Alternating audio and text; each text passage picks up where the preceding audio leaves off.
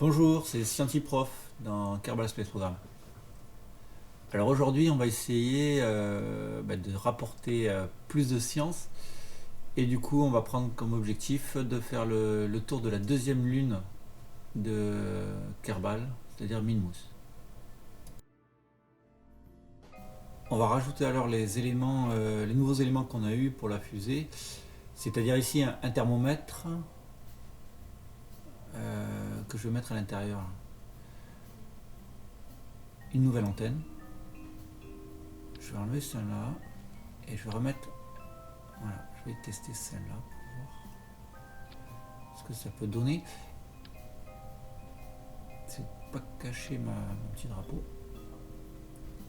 Un thermomètre qui permettra de prendre la température dans l'espace. Voilà, et aux approches des planètes. On va garder la même fusée, la Scienti 3. Bien sûr, je vais changer les attaches et voilà, et je peux la rigidifier avec ces nouveaux éléments qu'on a qui forment des petits câbles qui devraient se décrocher quand je décrocherai la fusée.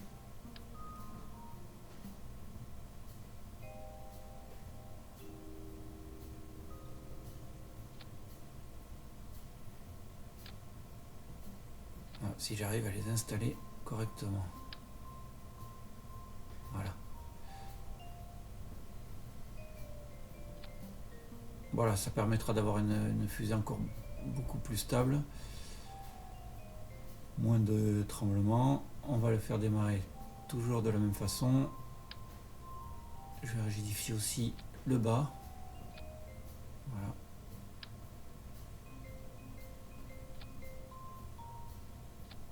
Ok. Très bien. Et ensuite... Voilà, on va prendre ces renforts pour tenir la fusée au démarrage et la lâcher dès que les gaz... Voilà, ça va se lâcher en même temps que les gaz. Ok, c'est parti, on va la lancer. Attention.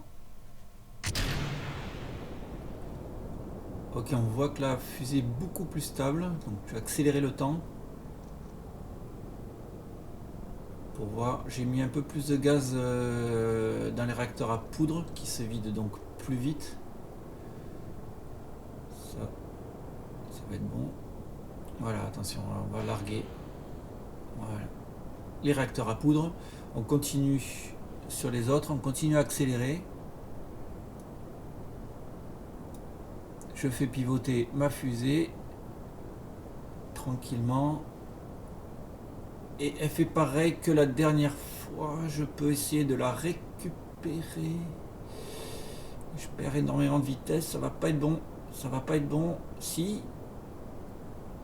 Ok, encore la moitié. 200, je remonte à 300 mètres par seconde. Ok, ça serait possible d'accélérer. Voilà, c'est parti. Alors, comme la dernière fois, on augmente la parabole. On va essayer de trouver une orbite autour de la Terre. On largue. On continue.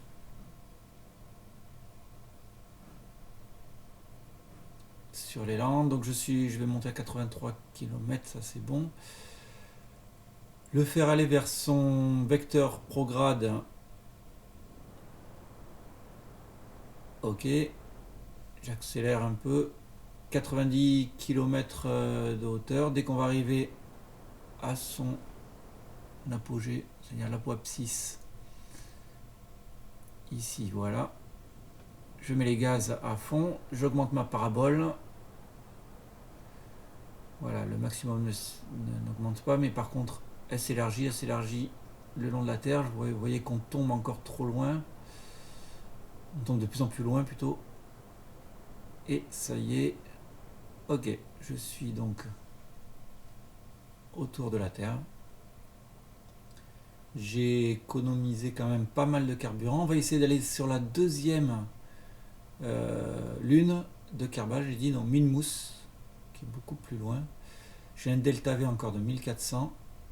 Je vais la sélectionner en target, en cible. Et là on voit qu'on a un plan légèrement... donc on a 5 degrés de différence entre notre plan de notre orbite et le plan de la Lune. Donc je vais faire tourner d'abord, on va se mettre dans le même plan. Du coup avec les vecteurs normaux au déplacement, je vais faire tourner voilà, mon plan de l'orbite pour essayer de réduire cet angle. Top. Voilà, il se réduira et je vais essayer de le mettre à 0. Ça va me coûter un delta V de 200 mètres par seconde. Normalement, j'aurai suffisamment pour aller plus loin. Ça devrait aller.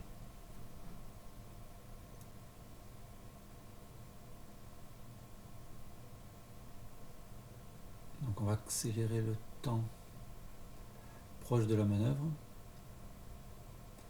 Donc je me place ici sur la ligne bleue.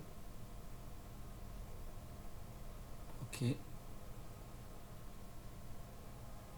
on va demander à GBedia de prendre le vecteur de la manœuvre.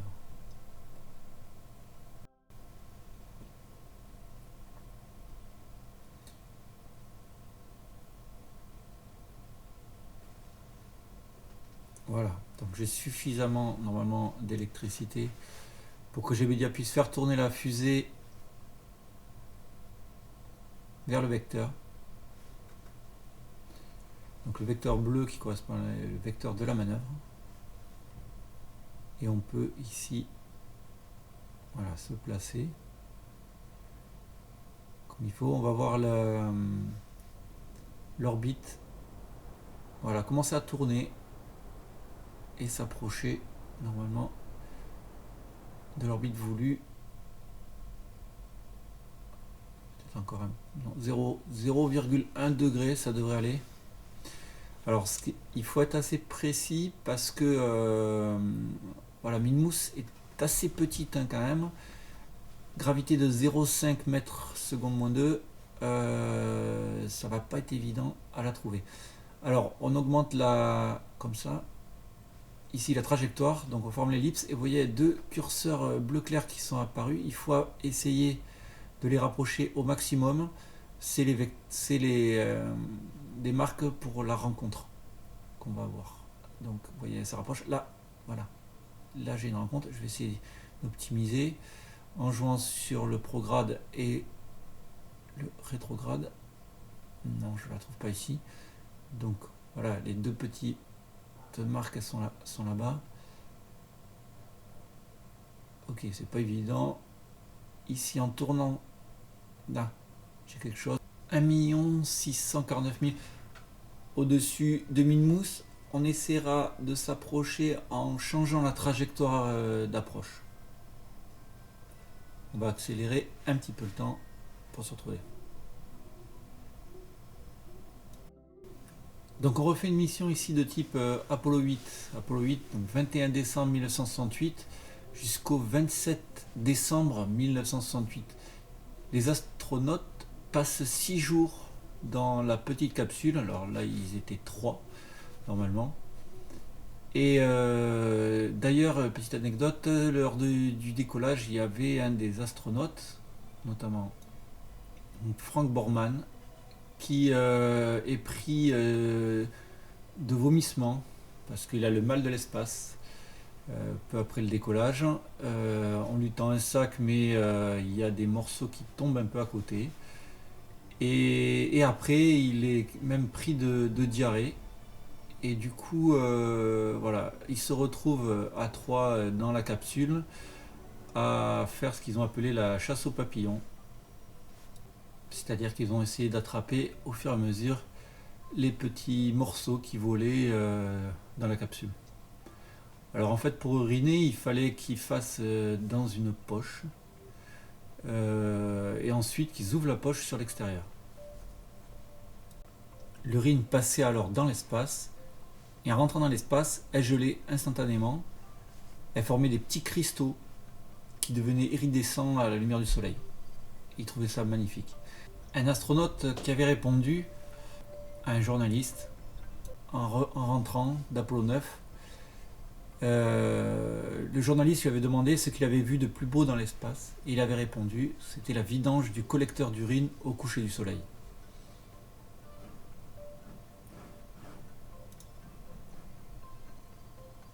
Voilà.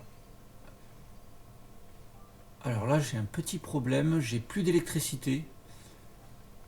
Ma fusée ne peut plus tourner seule. Je suis obligé, du coup, d'allumer les gaz. Voilà, plus du tout d'électricité. Et je suis encore trop haut là-bas.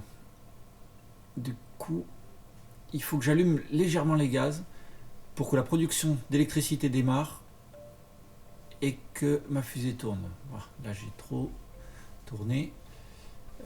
Si j'arrête, ok, elle tourne.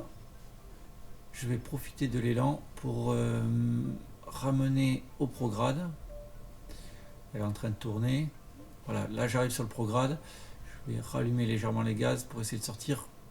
Voilà, ici et arriver. Ok. 30, 30, 20 km, 20 km ça va être pas mal, je vais rentrer et normalement freiner suffisamment pour pouvoir atterrir. On va essayer de faire comme ça. Allez, c'est parti, en espérant que l'atterrissage se fasse mieux. Il y a eu plusieurs incidents comme ça où un problème électrique, notamment Apollo 13, qui est le plus connu. Ils ont un gros problème d'électricité qu'ils ont dû économiser durant tout leur voyage. Et on a aussi Soyouz où les Russes avaient eu un grand problème électrique. Il faut dire que les Russes avaient essayé avec leur programme Soyouz à envoyer plusieurs modules qui devaient se retrouver ensemble dans l'espace. C'est pour ça que le Soyouz 4 et 5 en janvier 69, ils s'entraînent à faire une rencontre. Le Soyouz 6, 7, 8 est envoyé presque en même temps. Ils voulaient que les trois vaisseaux se rencontrent dans l'espace et c'est à cette mission qu'il y a eu un problème électrique. On ne sait toujours pas pourquoi. Et la mission n'a pas réussi. Voilà. D'ailleurs, ça fait partie des pourquoi les Russes ont arrêté la course à l'espace, enfin la course à la Lune en tout cas. Bon, là, je commence à rentrer, donc il faut que j'allume les gaz pour avoir de l'électricité pour pouvoir tourner la fusée. C'est le seul moyen. Il m'en reste un petit peu. Je me remets donc vers le rétrograde. Je vais à 3000 mètres par seconde. Ça correspond donc à peu près à 12 000 km/h. Voilà, je décroche. La capsule va freiner. Voilà, on est déjà bien freiné. Vous voyez que ça descend là-bas. Le périapsis bouge pas trop. L'apoapsis descend. 17 km. Voilà. On va freiner suffisamment. En espérant que ça chauffe moins qu'avec Valentina et qu'on puisse ramener suffisamment de points de science pour cette mission. Ok, il y a un truc à exploser. Non, c'est l'autre partie. L'autre partie qui a dû brûler dans l'atmosphère et exploser. Alors vu de l'intérieur, voilà, on n'est plus qu'à 2000 mètres par seconde, on voit pas grand chose à l'intérieur. Ok, j'ai quelque chose qui chauffe. Sur le côté, c'est quoi qui chauffe? Je ne sais pas, en espérant que c'est pas le parachute. J'ai mis 3 parachutes ce coup-ci pour essayer de réussir mon atterrissage. Encore un peu d'électricité. Ça descend toujours. Voilà, c'est lors des descentes, on perdait le contact radio. Il y avait toujours un moment de doute avant de retrouver contact avec les astronautes. Voilà, une autre petite anecdote, par exemple, il y a Yuri Gagarin qui a souvent dit qu'il avait atterri à l'endroit voulu. C'est pas vrai du tout. En fait, il est tombé à 1000 km de l'endroit qui avait été calculé. Et c'était une blague qu'ont gardé les cosmonautes russes. Lorsqu'ils se perdaient, ils racontaient souvent, bah tiens, on est sûrement à l'endroit voulu. Voilà, c'était le petit clin d'œil Yuri Gagarin. Il s'était même permis de se moquer d'un Américain parce qu'il avait atterri à 400 km du point prévu. Ok, j'ai tous mes parachutes qui ont fonctionné ce coup-ci. Ça va aller. 6000 mètres. Eh ben, ça va bien me ralentir tout ça là.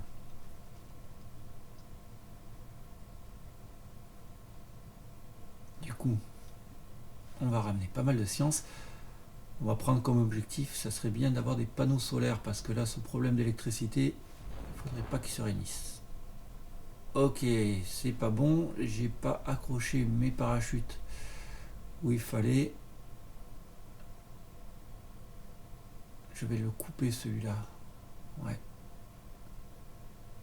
Oui, ça doit être une bonne idée parce qu'il est trop bas par rapport à mon centre de gravité et du coup ma capsule s'est retournée. Si je le coupe, on est bon, on descend pas trop vite. Ok. C'est bon, c'est bon. Descente à 5,6 mètres par seconde.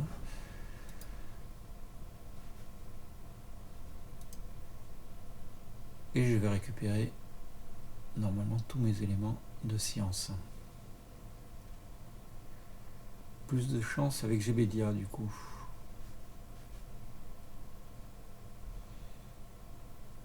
Top, 150 mètres d'altitude. Ah, il tourne, j'ai plus d'électricité.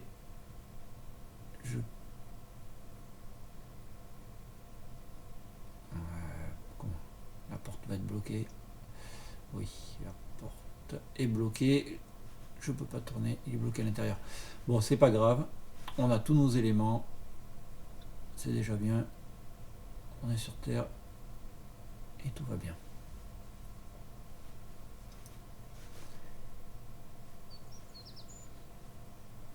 On va récupérer. Eh oui, c'est pas mal du tout ça. C'est pas mal du tout. Ok.